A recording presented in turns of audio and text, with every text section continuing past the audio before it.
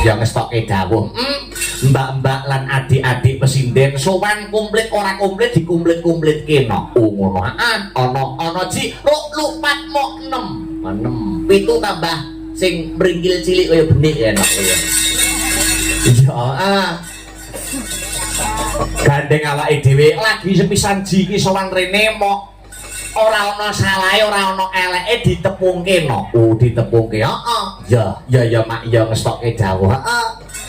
Sing wiwit sing saka kene sing saka jejer dalang punika sinden nggih kelairan saka Kutha Angin Nganjuk asli putri daerah ya kuwi ingkang awewangi Dik Sinta Widya Palupi. Ngono. Sinta Widya Palupi.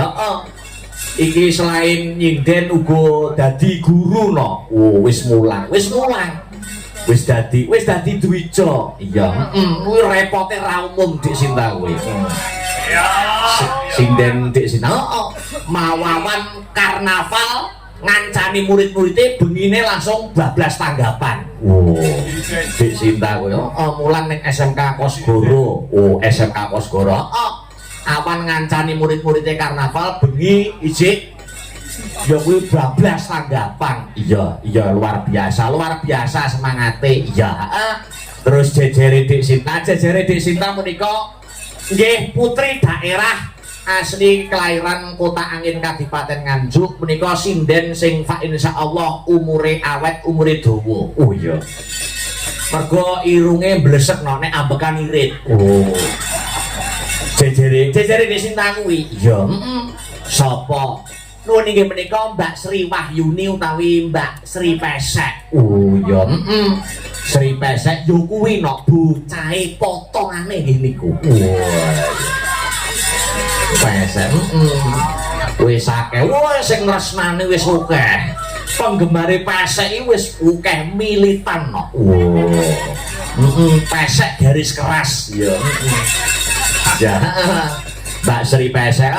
Iki sinden ya wis palakrama, wis duwe garwa, wis luar biasa iki yo sinden ning yo S2. S2 Sri Pesek kuwi. Dadi Sri Wahyuni SSN MSN. Wah, sarjana seni magister seni. Ambak bocahe ketoke lugu. Ini pinter mumpuni no. Pesek kuwi Pesek. Ya. Terus jejere Pesek menika putri gadis manis yang dari Madiun. Dari Madiun. Namane Mbak Neha Ayu Silvani. Ngono. Iki uga asring melu gabung kanca-kanca Astabrata. Ya, wong liya manjing dadi sedulur. Nek karo Mbak Neha kanca-kanca Astabrata wis kaya dulure dhewe no. Iya. Dadi sinden melu Astabrata kuwi wis tak anggap semua sing sering melok utawa jarang melok wis tak anggap kaya dulurku dhewe. Iya. Ngono ya Pak. Tuladane contone Mbak Neha iki. Iya, jejere menika wis sinden patak warak. Ana ing Laladan Kabupaten Nganjuk. Iya, Mbak Deni Denko. Iya, nek iki tak kira para penggemar wayang sak Nganjuk wis padha sumuruk, wis padha ngerti. Lah ya, sing pojok ana jejere Mbak Denko, Mbak Ririn asli saka Kutha Tulungagung. Oh iya, jejere meneh menika sesepuhing Waranggana ingkang ngemong mbak-mbak lan adik-adik pesinden. Oh iya, Bu Parsinem. Bu Parsinem terus jejere iki ya sinden ajaran di Sekar sapa namane? Lali aku. Kirana. Ayo. Iki angger awake dhewe mayang ya wis nyusul terus. Oh iya, tanpa dipanggil nyusul. Oh iya. Yo derek pengalaman, derek ajar pengalaman memperkuat mental. Lah yo penting kuwi no. Ya Mak. Yo sadurunge ngaturke panyuwunan utawa request tetembangan, diaturke dhisik kanggo salam pambuka. Larase pelok barang, kanggo salam muka dimah ning sisen limbukan aku kepengin ngaturake jenang gulo. Oh iya. ning luwih dhisik dibawani sing kepareng bawa Mas Heru mengko sing nyarirani langgame jenang kula karepen Mbak Ririn sing saka Tulungagung. Iya. Ora Mas Heru dipun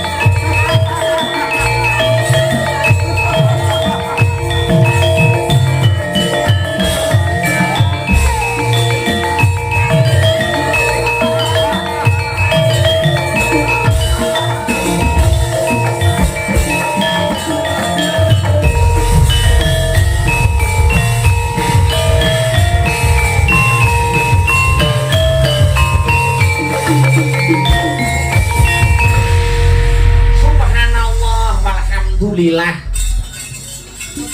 Wala ilaha illallah wallahu akbar. Nduk, anakku bocah ayu kang mituhu. Ana dawuhmu apa mak nimbali karo anakmu aku limbuk nganggo leren sawetara ya ana kanggo ngendoni swasana bengi iki mangkono. Lan ngaturake apa ta wigatine aku kang sarta kowe anakku limbuk tinimbalan sowan mangkono ya mak.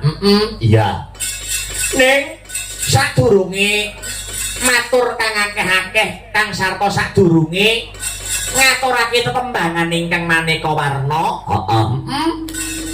Ayo luwih dhisik anakku limbuk tak kanthi bebarengan ngunjukake rasa puja lan puji syukur kunjuk marang Gusti ingkang murbeng dumadi Allah Subhanahu wa taala, Tuhan yang Maha Esa Hyang Widiwasa mangkono.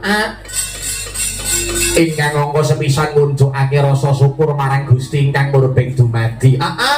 Ingkang mus malembarake keberkahan Kang sarta kenikmatan becik, nikmat sehat, nikmat sempat, nikmat iman. Marang aku Kang sarta kowe muka tanpa nikmat peparing saka Gusti Allah. Aku Kang sarta kowe sak rombongan bengi iki bisa manunggal Kang sarta tetunggalan ana ing adicara pahargyan bengi iki no. Oh mangkono ya Mak. Iya. Nggih ya ngestokake dawuh. Lah banjur kepriye? Bengi iki mengeti adicara apa malam hari ini dalam rangkaian pahargyan apa? Iki ngene ya Nak, kepriye? Adicara bengi iki ya kuwi tidak lain dan tidak bukan adicarane ya kuwi peringatan HUT Hari Ulang Tahun negarane awake dhewe, Negara Kesatuan Republik Indonesia sing wis ngancik yuswa ke 81 tahun. Oh mangkono ya Mak. Iya. Ingkang digelar dening pepunden-pepundenku, iya. Para warga masyarakat ing Laladan Kukuban Desa Nglaban Kecamatan Loceret Kadipaten Nganjuk. Oh mangkono. Adicarane ya kuwi PHBN peringatan Hari Besar Nasional Negara Kesatuan Republik Indonesia sing wis ngancik ke umur 81 tahun lan ngiras-ngirus iki pahargyan bengi iki uga peresmian. Oh peresmian. Peresmian ya kuwi KDMP Koperasi Desa Merah Putih ya kuwi duweke para warga masyarakat pepunden-pepundene awake dhewe ingkang mapan ana ing Laladan Desa Nglaban Kecamatan Loceret Kadipaten Nganjuk. Oh mangkono ya Mak. Luar biasa acara utawa pahargyan pada malam hari ini ya Nok mangkono. Mula wis sak pantese, wis sak trepe, wis sak wajibe ya. Aku Kang sarta kowe anakku Limbuk ingkang minangka dadi wakil utawa talang atur saka kanca-kanca Sanggar Seni Astabrata. Iya. Ora ana tembung kang luwih endah ingkang kudu diucapake kejaba mung ngaturake panuwun ingkang tanpa upama, mengucapkan terima kasih yang sangat banyak. Mangkono kunjuk marang sapa wae. Nuwun inggih ingkang angka setunggal ngaturaken panuwun ingkang tanpa pepindhan kula kunjukaken dumateng pepunden kula. Nuwun inggih Bapak Kepala Desa Nglaban. Nuwun inggih menika ingkang winengku kinurmatan Bapak Haji Sudarto Sarjana Teknik. Oh mangkono ya Mak. Kang sarta kula ngaturaken panuwun dumateng sedaya perangkating Desa Nglaban, perangkat Desa Nglaban. Kang sarta sedaya panitia ingkang sampun ikut andil lumadining adicara pahargyan pada malam hari ini. Mangkono ya Mak. Nggih. Lan uga ora lali uga mengucapkan terima kasih yang sangat banyak untuk seluruh para warga masyarakat Desa Nglaban. Ngono. Sing wis paring kapitadosan, paring kapercayan ya kanggo awake dhewe sak kanca Sanggar Seni Astabrata. Bengi iki awake dhewe sak kanca Sanggar Seni Astabrata sing ketiban sampur kinen paring lelipur dumateng sedaya para warga masyarakat ing Laladan Nglaban ya kuwi dalam rangkaian adicara PHBN peringatan Hari Besar Nasional ya kuwi ulang tahunnya negarane awake dhewe ke 81 tahun. Oh ngono. Kang sarta atur panglipur dalam rangkaian ya kuwi peresmian Koperasi Desa Merah Putih Desa Nglaban. Iya Mak iya. Ngestokake dawuhmu. Awake dhewe tambah sedulur meneh karo para warga masyarakat ana ing Kukuban Nglaban. Ngono. Winginane kuwi durung suwe nuwun inggih pepunden kula Bapak Sudarto, Bapak Kepala Desa. Bapak Kepala Desa wis kepareng rawuh ana ing gubuke awake dhewe Jalan Mastrip kono. Mangkono. Ya kuwi kinen dadi talang ature para warga masyarakat Nglaban kanggo mengeti adicara PHBN awake dhewe sak kanca sing dikersake diboyong bengi iki kinen nglipur, kinen atur lelipur caos hiburan kanggo ngregengake adicara peringatan Hari Besar Nasional no. Oh mangkono ya Mak. Ngaturake panuwun iya. ke 81 tahun mau wis dingendikake akeh panjang kali lebar dening Bapak Kepala Desa Bapak Sudarto. Wis awake dhewe ora sah ndelok media sosial sing marake awake dhewe mumet. Oh ngono. Sing ning dhuwur ben diurusi karo wong-wong dhuwuran. Oh ngono. Nanging dengan adanya adicara yogi PHBN peringatan Hari Besar Nasional kang diadani dening para warga masyarakat ing Nglaban. Ayo bareng-bareng bengi iki kita mulai dari Desa Nglaban. Oh ngono. Sing ning dhuwur wis ben diurus karo sing ning dhuwur para dhuwuran-dhuwuran, para pejabat-pejabat yang berkompetensi pada bidangnya. Tapi kita mulai pada malam hari ini kita mulai dari Desa Nglaban. Oh ngono. Dengan adanya adicara kemerdekaan, mari pada malam hari ini memperalat yakni rasa persatuan dan kesatuan. Oh, persatuan dan kesatuan. Seperti yang sudah tertera pada sila ketiga dalam Pancasila kang dadi dasar negarane awake dhewe ya kuwi persatuan dan kesatuan. Oh ngono ya Mak.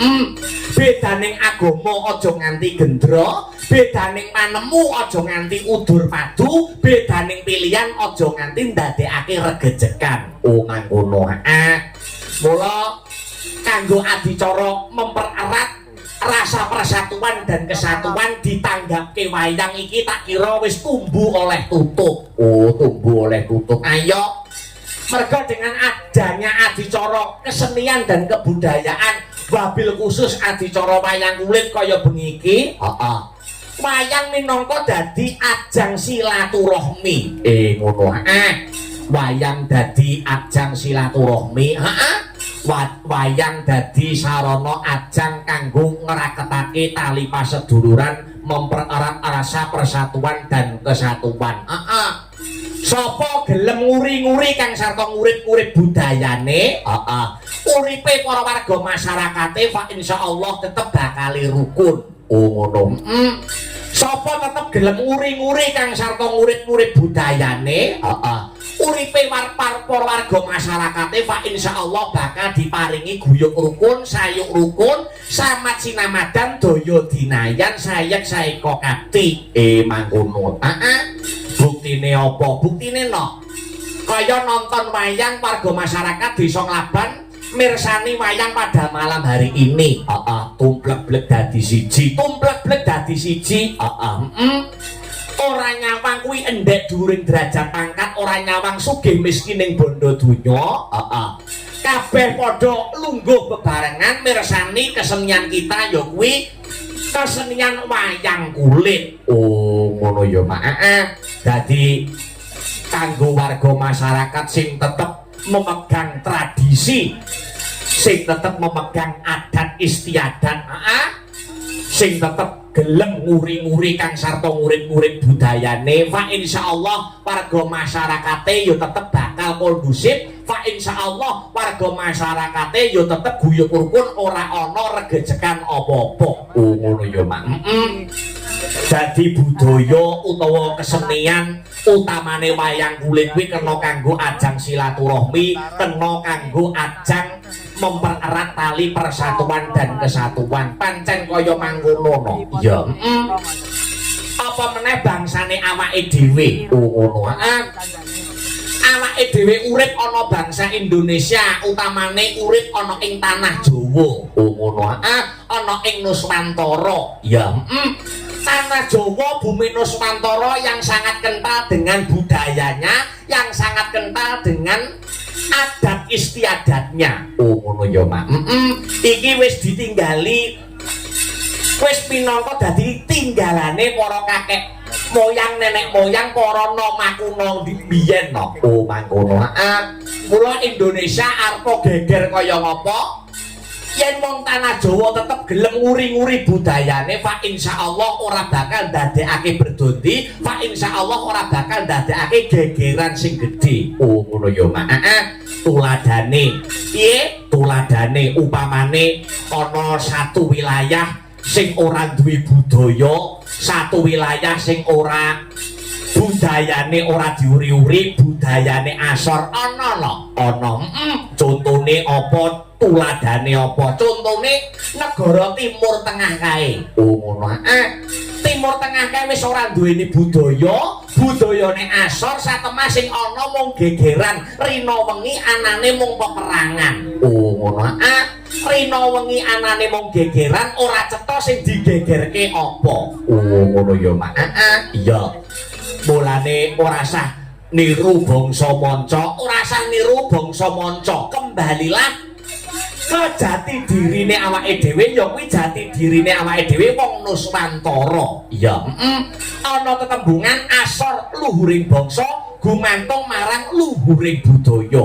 mangkono ya mak iya sing baku nderek njurung pandonga ya no iya njurung pandonga untuk seluruh para warga masyarakat ing Laladan Desa Ngalaban kanggo kasembadan bengi iki ngenengake adicara PHBN kang sarta peresmian Koperasi Desa Merah Putih iya didongake para warga masyarakat Ngalaban sak pungkure awake dhewe sak kanca Sanggar Seni Astabrata netepi wajib bengi iki didongake muga-muga Desa Nglaban tetep dadi desa sing badatun thayyibatun warupun gofur gemah ripah loh jinawi kerta tata turaharja murah sandang lawan pangan cinaketok ing kamulyan tinebihna saka bencana alam beka sengkala sageta sirna bebendura retu sageta sinapu sial dangkal sageta kabucal amin amin amin Allahumma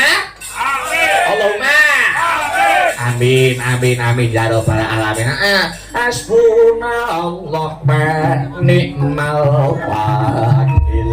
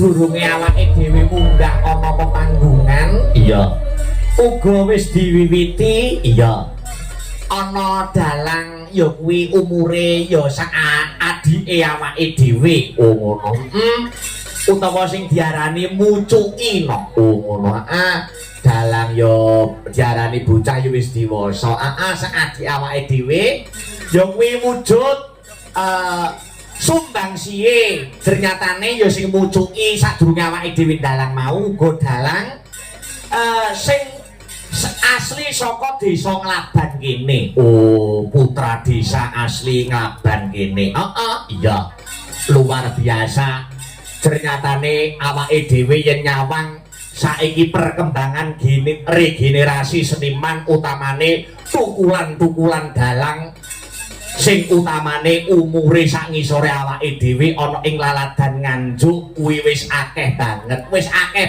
no ngono tuladane ya sing kepareng dalang mau sore sadurunge awake dhewe munggah ana ing pepanggungan iya dalang-dalang cilik dalang-dalang bocah sing umure sak ngisore awake dhewe saya akeh iya iki mratelakake mratandani lamun to seni dan budayane awake dhewe fa insyaallah kedepane ora bakal kepaten obor ngono ya Pak ora bakal kepaten obor tetep ana regenerasi seniman regenerasi pelaku seni yang terus untuk melanjutkan estafet uri-uri kang sarta ngurip-ngurip seni lan budayane awake dhewe wabil khusus wayang kulit ngono iya Mak iya dalang-dalang tukulan oke sinden-sinden tukulan anyar oke pengrawit tukulan anyar uga oke no ngono ya Mak iki mau aku kepareng ngobrol kelawan bapak-bapak ya kuwi perangkat desa ana ing kursi undangan mau sore iya ternyatane awake dhewe ya lagi sepisan jiki sowan ana ing laladan Nglaban lagi perdana iki no iya lagi sepisan jiki para beliau perangkat desa mau go tanglet utawa takon karo awake dhewe tentang kru Sanggar Seni Astabrata sing dumadi saka para kawula muda para nom-noman iya padha salut kabeh lho niki pengrawite nom-nom sedaya nom-nom sedaya Pak niki iya tur mayoritas uga asli kelahiran Kota Angin Kadipaten Nganjuk ngono sinden-sindene yo nom kabeh no sak pantaran kabeh karo awake dhewe ngono ya Mak mula iki sing dadekke kawigaten iya Mak iya ngestokake dawuh dengan adanya regenerasi seniman regenerasi dalang sinden kang sarta pengrawit uga ora kalah penting no selain awake dhewe mencetak dalang mencetak sinden mencetak pengrawit sing kudu dipikir ki mencetak pecinta seni ngono akeo dalang tukulan anyar akeo sinden anyar akeo tukulan pengrawit anyar yen awake dhewe ora mencetak ya kuwi wujude pecinta utawa penggemar wayang kuwi besok bakal tetep kepaten obor ngono akeo dalang akeo sinden akeo pengrawit nek ora ana sing nanggap kuwi ya panggah merongos ning omah ngono wong nanggap ki mergo seneng dadi sing seneng mayang sing seneng gamelan sing seneng karawitan kuwi aja mung para-para pinisepuh ning awake dhewe mungke sarana memutar otak memutar pikiran piye wayang kuwi ben tetep diterima ana ing kawula muda ora mung ditampa ana ing para-para pinisepuh nanging uga bocah-bocah cilik para nom-noman tetep seneng karo budayane awake dhewe mergo besok nek tuwa bocah-bocah cilik saiki sing seneng wayang ya calone besok cacah cilik kuwi sing nanggap wayang ngono iya ya Mak uga ora kalah penting mencetak pecinta kang sarta penggemar budaya Alhamdulillah, muga-muga seni budayane awake dhewe tetep sempulur. Amin ya rabbal alamin. Ternyatane bengi iki uga disumbutke ya. Awake dhewe bengi iki sowan komplit kanca-kanca sanggar seni Astabrata. Iya. Kanca-kanca pengrawit Wira Pradangga, ya. Kanca-kanca mbak-mbak lan adik-adik sinden utawa waranggana, wayang gamelan, tero panggung, ya. Pasrah bongkokan karo dalange Pak Kepala Desa, Pak Kepala Desa pasrah bongkokan awake dhewe kon sowan komplit uga disiarke langsung. Ngono ae. Disiarke langsung lumantar channel YouTube. Channel YouTube awake dhewe lan kanca-kanca ya kuwi Astabrata Media. Oh, mangkono ya, Mak. Alhamdulillah tambah seduluran karo warga masyarakat Desa Nglaban. Iya, Mak. Para sarjana ingkang sujaning budi wis nate paring pangandika, sok sapa sing seneng nyambung tali silaturahmi, ngraketake tali paseduluran, fa insyaallah bakal dijembarke rezekine, didawake sing dadi umure. Amin amin amin ya rabbal alamin. Ya ngestoke dawuh. Mbak-mbak lan adik-adik pesinden sowan komplit ora komplit dikumplit-kumplitke no. Ngono. Ana ji lupat mok 6. 7 tambah sing mringgil cilik kaya benik enak ya. Iya, gandeng awake dhewe lagi sepisan ji iki sowan rene mok ora ana salahe, ora ana eleke ditepungke no. Oh, ditepungke. Ya Mak, ya ngestokke dawuh. Sing wiwit sing saka kene, sing saka jejer dalang. Punika sinden nggih kelairan saka Kutha Angin Nganjuk, asli putri daerah. Ya kuwi ingkang awewangi Dik Sinta Widya Palupi. Ngono. Sinta Widya Palupi. Iki selain nyinden uga dadi guru no. Wis mulang. Wis dadi dwija. Iya, kuwi repote ra umum Dik Sinta kuwi. Sinden Dik Sinta. Mawawan karnaval ngancani murid-muride bengine langsung bablas tanggapan. Dik Sinta kuwi mulang ning SMK Kosgoro. SMK Kosgoro. Awan ngancani murid-muride karnaval bengi ijik ya kuwi bablas tanggapan. Iya luar biasa semangate. Iya. Terus jejere Dik Sinta menika nggih putri daerah asli kelahiran Kota Angin Kadipaten Nganjuk, menika sinden sing fa insyaallah umure awet, umure dawa. Oh iya. Mergo irunge blesek nek ambekan irit. Jejere Dik Sinta kuwi. Iya. Sapa? Nuwun inggih menika Mbak Sri Wahyuni utawi Mbak Sri Pesek. Iya. Sri Pesek yo kuwi no bocahe potongane nggih niku. Pesek. Wis akeh. Sing ngresnani wis akeh. Penggemare Pesek iki wis akeh militan no. Pesek garis keras. Ya. Ya. Mbak Sri Pesek. Iki sinden ya wis palakrama, wis duwe garwa, wis luar biasa iki yo sinden ning yo S2. S2 Sri Pesek kuwi. Dadi Sri Wahyuni SSN MSN. Wah, sarjana seni magister seni.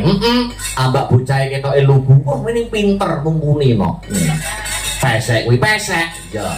Terus jejere Pesek menika putri gadis manis yang dari Madiun. Dari Madiun. Namane Mbak Neha Ayu Silvani. Ngono. Iki uga asring melu gabung kanca-kanca Astabrata. Ya, wong liya manjing dadi sedulur. Nek karo Mbak Neha kanca-kanca Astabrata wis kaya dulure dhewe no. Iya. Jadi sinden melu Astabrata kuwi wis tak anggap semua sing sering melok utawa jarang melok wis tak anggap kaya dulurku dhewe. Iya. Ngono ya, Pak. Tuladane contone Mbak Neha iki. Iya, jejere menika menika wis sinden patak warak. Ana ing Laladan Kabupaten Nganjuk. Iya, Mbak Deni Denko. Iya, nek iki tak kira para penggemar wayang sak nganjuk wis padha sumuruk, wis padha ngerti. Lah ya, sing pojok ana jejere Mbak Denko, Mbak Ririn asli saka Kutha Tulungagung. Oh iya, jejere meneh menika sesepuhing Waranggana ingkang ngemong mbak-mbak lan adik-adik pesinden. Oh iya, Bu Parsinem, Bu Parsinem, Bu Parsinem terus jejere iki ya sinden ajaran di Sekar sapa namane? Lali aku. Kirana. Ayo, iki angger awake dhewe mayang ya wis nyusul terus. Oh iya, tanpa dipanggil nyusul. Oh iya. Yo derek pengalaman, derek ajar pengalaman memperkuat mental. Lah iya yo penting kuwi mah. Iya Mak. Yo sadurunge ngaturke panyuwunan utawa request tetembangan, diaturke dhisik kanggo salam pambuka. Larase pelok barang, kanggo salam muka dimah ning sisen limbukan aku kepengin ngaturake jenang gula. Oh iya. Ning kowe dhisik dibawani, sing kepareng bawa Mas Heru, mengko sing nyarirani langgame jenang gula karben Mbak Ririn sing saka Tulungagung. Ayo, Mas Heru dipun bawani langkung rupiah Mas. Ayo,